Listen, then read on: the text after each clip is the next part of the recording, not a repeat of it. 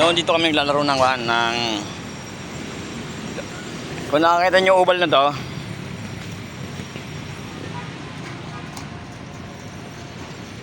dito kami nagtitraining, dito kami nagpa-practice ng martial arts.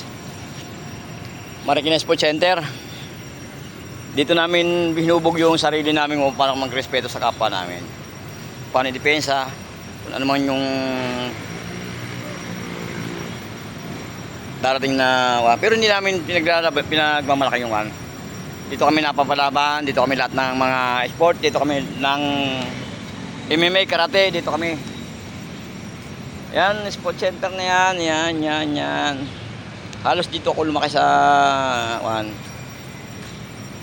lugar na to. Ang malaki na pinagkaiba kasi mas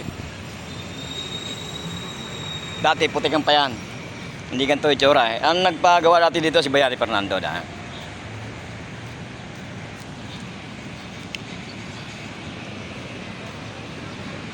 Kaya yung lugar na to, kung isipin nyo, marami nakikinabang ng mga kabataan.